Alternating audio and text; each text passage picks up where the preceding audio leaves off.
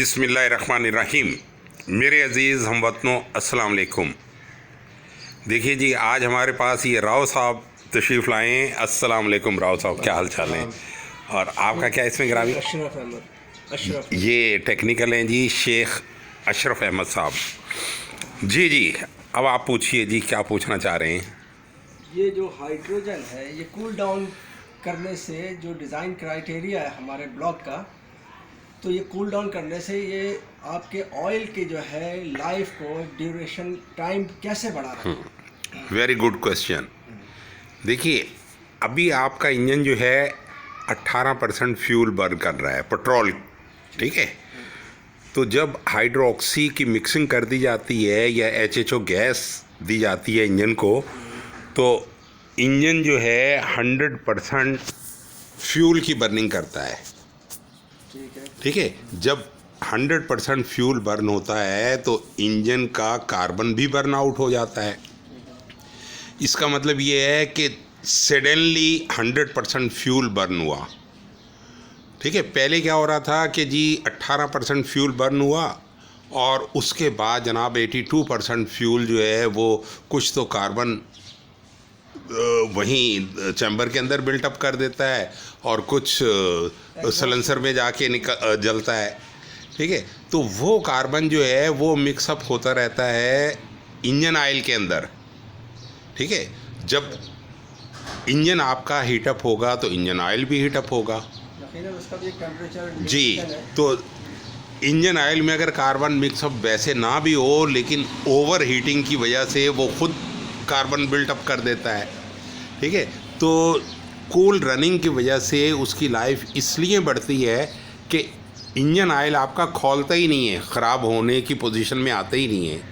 वो आपकी मर्ज़ी है, 3000 पे चेंज करो, 6 पे करो, 12 पे करो या 18 पे करो, ठीक है।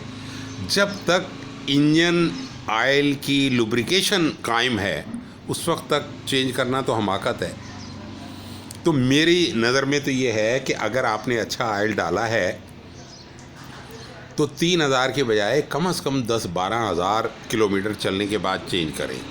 ये मैकेनिक लोग तो कसाई होते हैं, ये तो अच्छा खासा इंजन होता है, ज़रा सा कार्बन पार्टिकल उस वाल्व्स के नीचे आया है और वो कहते हैं कि जी इंजन आपका कमज़ोर हो गया है, कंप्रेशन छोड़ दिया है इसने, तो अब रीबिल्ड कराओ।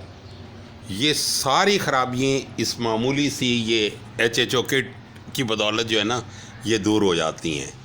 तो इन चीज़ों को यूज़ करना चाहिए। बहुत पुरानी टेक्नोलॉजी है, दूसरी जंग अज़ीम में भरपूर तरीके से ये यूज़ हुई थी, ठीक है। अच्छा जी, मैं ये समझता हूँ कि जो ऑयल जो भी इस तरह के वेंडर हैं बेचने वाले, और जो भी इंजन के जो पार्ट्स बेचने वाले लोग हैं, उन्होंने इसको फेलियर करार दिया है।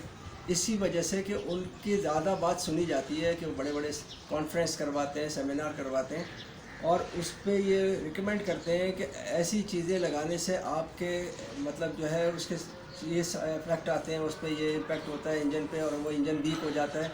तो ये हमारे पास एक ये चीज़ आपने बना के रखी है, इसको तो इसका तो रिज़ल्ट जो है वो लगने के बाद आदमी को जो है ना सेटिस्फाई करता है। तो ये हम कैसे डिमॉन्स्ट्रेशन कर सकते हैं इसके कि ये कंफर्म करके अपने क्लाइंट को कि आपका ये किट की वारंटी है, तो ये इस तरह मुझे बताएं कि देखिए जी, ये सेलर जो है उनका तो कोई एक्सपीरियंस है ही नहीं।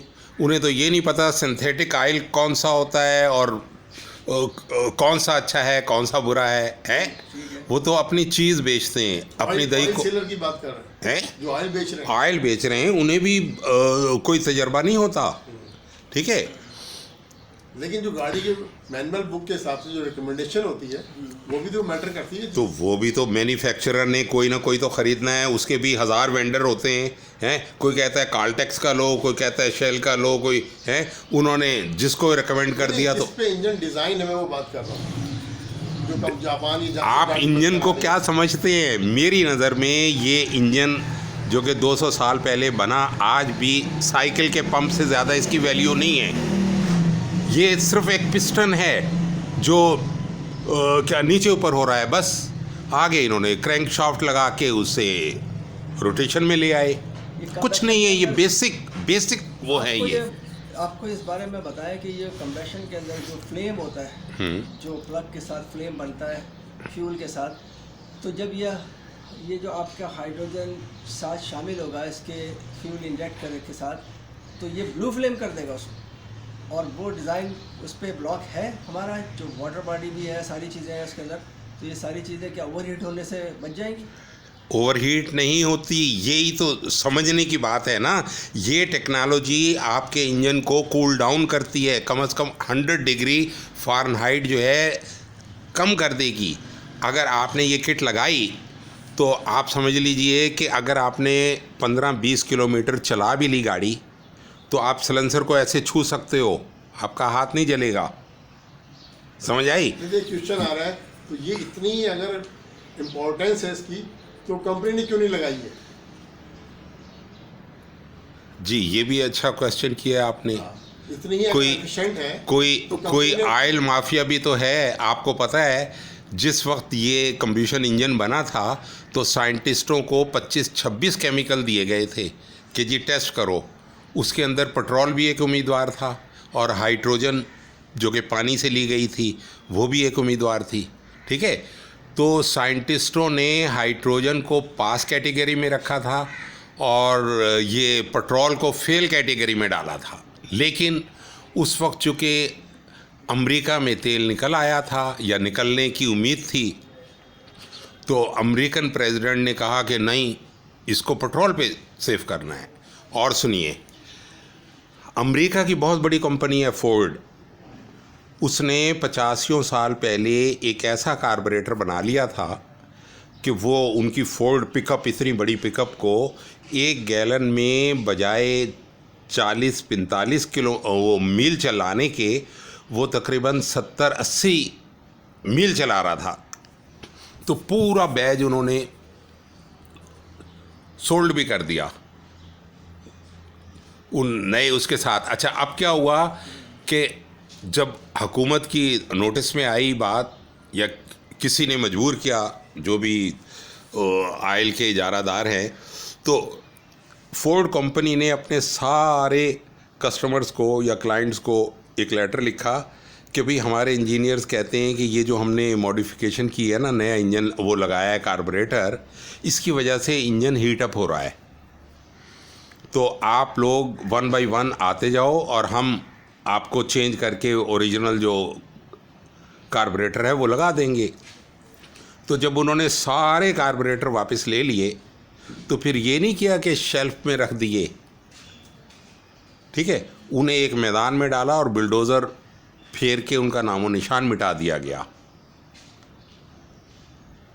क्यों? ठीक है ना। देखिए, मज़ा तब है कि आप अगर बहस करें ना इस पे, तो आपको भी 5-10 साल का तजर्बा, मुझे तो 14 साल का तजर्बा है, और 14 साल का तो मुझे तजर्बा है। ज़ाहिर है उस वक्त ये चीज़ें बन चुकी थीं, बिक रही थीं, तो हमारे भाई ने नेट से ही उठा के जब वो कीमत पूछी तो वो पता चला ये तो भाई लाखों रुपए की है, तो नहीं परचेज़ कर सकते थे। तो उन्होंने ख़ुद अपने हाथ से बना के एक किट मुझे दी कि भाई इसे अपनी हाई रूफ में लगाओ।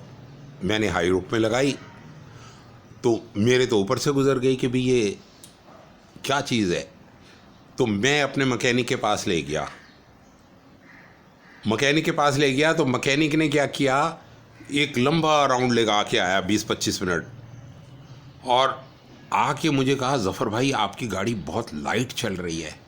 मेरा दिल शेर हो गया। मैं भाई के पास आया और मैंने कहा मुझे आप सिखाएंगे क्या टेक्नोलॉजी है।